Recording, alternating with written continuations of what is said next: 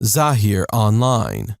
Oke, ini saya sebelum lanjut, saya mungkin membuka sedikit cerita tadi mengenai bagaimana success story atau kisah nyata, ini kisah nyata dari salah satu klien saya di pengusaha di Bali, pengusaha furniture yang menarik gitu untuk mungkin saya share. Jadi mungkin sekitar, saya nggak ingat persis, mungkin sekitar 10 tahun lalu ya lah, mungkin ini kejadian antara 2008 atau 2010, saya nggak ingat. Suatu malam saya ditelepon sama seorang pengusaha, saya nggak kenal sebelumnya, jadi malam-malam gitu dia telepon saya, mengeluh. Mengeluh, dia bilang dia dapat rekomendasi dari temennya untuk menghubungi saya, malam-malam dia mengeluh. Dia mengeluhnya gini, dia bilang, dia hampir menyerah jalanin bisnis karena dia udah capek. Bisnisnya sebenarnya running, dia bilang. Bisnisnya running, sales ada, stok barang di gudang terus habis gitu ya, jalan gitu. Tapi kenapa cash flow-nya mandek? Cash flow-nya tuh selalu tersendat. Di rekening duitnya nggak ada, terus nggak ada, terus nggak ada, terus itu yang selalu akhirnya membuat dia kelelahan. Setelah berjalan beberapa lama melihat situasi kayak gitu, akhirnya dia hampir menyerah. Dia telepon saya. Dia bilang, "Gimana nih, Bro? Bisnis jalan tapi cash flow-nya nggak ada, duitnya nggak pernah ada," dia bilang. "Saya udah hampir-hampir menyerah," dia bilang, "kalau kondisinya begini terus," dia bilang. Ada nggak kira-kira, apa yang kira-kira Mas Muhammad bisa bantu untuk saya?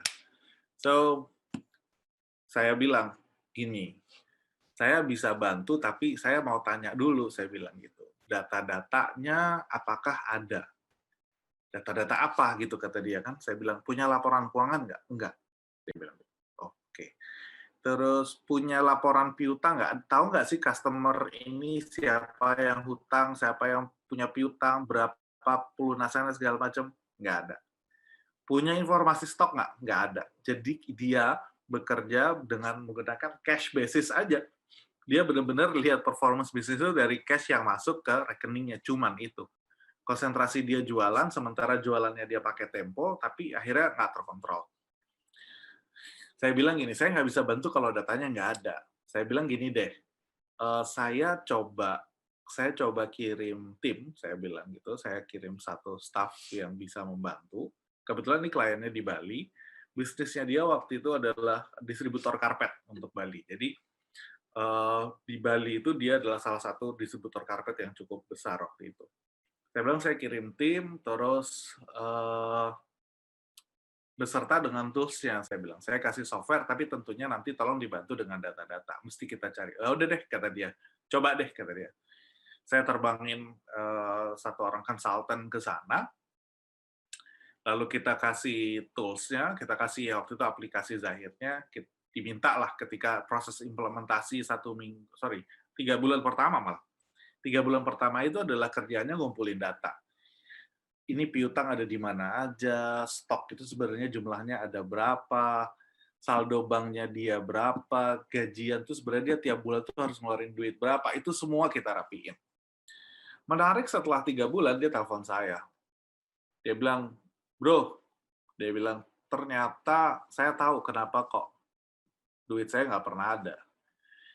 Dia bilang, "Setelah kita kumpulin datanya, setelah kita rapiin proses pengumpulan datanya sampai itu jadi laporan keuangan, saya jadi ngerti," dia bilang. Ternyata uang saya 1,2 miliar itu nyangkut di luar. Ini sekitar 10 tahun lalu ya. 1,2 miliar itu tidak pernah saya tagih. Jadi pelanggannya dia pesan barang dikasih, pesan barang dikasih, pesan barang dikasih, nanti mungkin ada 5, 4 invoice, satu dibayar, minta lagi 4 invoice, satu lagi dibayar, jadi 8 baru dibayar 2, nanti 12 baru dibayar 3, kurang lebih begitu. Sehingga ngegulung dia dalam tanda kutip dia modalin pelanggannya akhirnya. Pelanggannya tidak pernah ditagih, ya fine-fine aja kan, pelanggan nggak ditagih, ya udah gitu. Sehingga dari situ dia sadar, oh ternyata ada uang saya 1,2 miliar, selama ini saya nggak pernah tahu. Ini ada di luar. Dari situ dia bilang, oke bro, ini satu langkah yang jauh lebih baik buat saya, bahwa saya mengerti ternyata saya nggak punya data selama ini. saya punya sangkutan atau ada uang saya di luar 1,2 miliar, itu nggak pernah saya tagih. Oke, sekarang next-nya apa? Saya bilang. Next-nya adalah saya harus memperbaiki strategi saya mengatur term credit. Jadi, kalau misalnya dia piutangnya maksimal misalnya 50 juta, kalau dia 50 juta, kalau dia piutangnya sudah melebihi 50 juta, maka ketika dia minta barang, dia nggak boleh dikasih. Oke, that's satu strategi yang dia mulai. Sorry.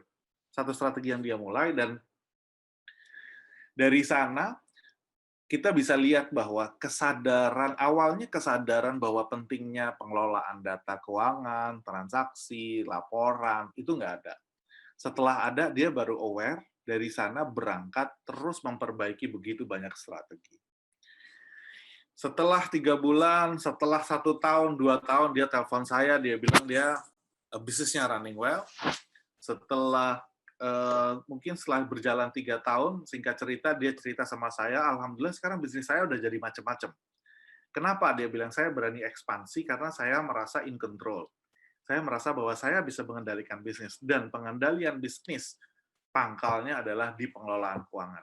Saya tahu berapa kemampuan uang masuk, berapa potensi uang keluar, bagaimana perputarannya, sehingga membuat saya berani mengkalkulasi resiko saya ketika saya melakukan pengembangan usaha. Setelah 3 tahun, sekitar 3 tahun setelah pertama kali telepon saya itu, bisnisnya berkembang, jadi tidak hanya satu bisnis saja, tidak hanya menjadi distributor karpet, tapi begitu banyak produk yang dia pegang, termasuk jadi pengusaha properti. Sekitar 1 atau 2 tahun lalu ya, berarti setelah berselang 8 tahun, dia dari sisi finansial, yang saya lihat bahwa itu cukup bagus performance-nya. Lalu yang menarik adalah gini, setelah 8 tahun lah kurang lebih ya, dia telepon saya, dia bilang gini, kurang lebih gini lah, dia bilang, "Bro, saya ini sekarang pengangguran." Dia punya bisnis banyak kan, punya bisnis banyak, saya bilang, "Bro, gue ini sekarang pengangguran." "Oh ya? Kenapa?" Saya bilang gitu kan. "Ya mau ngapain lagi?" Kata dia. "Karena saya punya data, karena saya punya kendali benar-benar atas keuangan saya, maka saya sebenarnya kerja relatif hanya hari Senin," dia bilang. Jadi hari Senin itu dia punya weekly meeting dengan tim-timnya dia, semua di semua bisnisnya dia, based on data. Jadi based on data, laporan keuangannya ada, terus transaksinya dia bisa tahu, piutangnya terkendali, pertumbuhannya dia bisa lihat, sehingga dia bilang, what else? Semua saya serahkan sama tim. Jadi berangkat dari kesadaran dia akan laporan keuangan, lalu terakhir adalah dia mendapatkan kebebasan yang menurut saya hampir semua orang pengen. Jadi bisa ngaji, bisa sholat, bisa banyak belajar agama, dan seterusnya, karena sebenarnya bisnisnya well managed. Nah, dari cerita tadi kita bisa mengerti bahwa well managed bisnis itu adalah salah satunya, dan sering kali pengusaha lupa, adalah kemampuan kita mengelola perusahaan dalam konteks finansial. Ya, oke. Oh ya, satu lagi, satu yang saya miss cerita tadi, di tengah-tengah itu sekitar mungkin 4 atau 5 tahun lalu, dia sempat telepon saya, kebobolan. Jadi kebobolan barangnya dia itu banyak hilang, karena expand kan, jadi expand dia ada di beberapa wilayah. Jadi tadinya dia hanya di Bali, lalu dia sampai ke Nusa Tenggara Timur, Nusa Tenggara Barat. Dia punya cabang di sana. Dia sempat tanya sama saya gini, dia bilang, "Saya ini sempat random cek," dia bilang. "Saya random cek, saya lihat daftar piutang. Kok ada satu pelanggan saya kok nggak bayar-bayar ya? Rasanya," dia bilang, "nggak masuk akal. Rasanya," dia bilang, "nggak masuk akal. Coba deh saya cek," dia bilang. Saya random cek, saya cek ke pelanggan itu. "Pak, ini piutangnya masih gantung, Pak. Ini udah lama banget nggak dibayar." Lalu customer-nya bilang, "Pak, saya udah bayar." "Hah? Udah bayar?" "Iya, saya udah bayar, Pak." "Loh, kapan?" "Udah lama, dan itu saya bayarnya cash ke salesman-nya Bapak." Oh, oke. Dari situ dia tahu bahwa ternyata salesman-nya seringkali mengambil pembayaran piutang dari pelanggan secara cash, ya, lalu tidak dicatat dan tidak dilaporkan ke perusahaan. Oke, barangnya habis, si salesman-nya ini datengin barang sendiri, dia jualan sendiri di toko bosnya. Ya, so itu problemnya. Nah, dari sana terus dia tanya sama saya, "Ini gimana ya?" Saya bilang, "Artinya dengan size bisnis yang sudah ada, sebuah perusahaan harus punya mekanisme internal audit," saya bilang gitu. Harus ada. Kayak tadi kan random check, itu harusnya nggak boleh random check. Jadi memang dilakukan secara reguler. Lalu dibuat peraturan, nggak boleh ada pelanggan membayar secara cash. Harus semuanya by transfer ke rekening bank. Oh, oke. Proses-proses itu akhirnya terus memperbaiki sistemnya. Nah, yang bisa kita tangkap sebenarnya dari cerita ini, kesadaran akan pentingnya data, dia aware sekali dengan data, dari situ dia melakukan begitu banyak perbaikan melalui strategi-strategi untuk memperbaiki performance keuangannya, baik langsung maupun secara tidak langsung. Termasuk dengan kejadian yang tadi ya, ternyata dia sadar bahwa, oh iya ya, ketika ketika tidak ada internal audit atau tidak ada pengecekan secara berkala, membuat peluang-peluang uang bocor tuh tinggi banget. Dan itu common terjadi di hampir semua bisnis.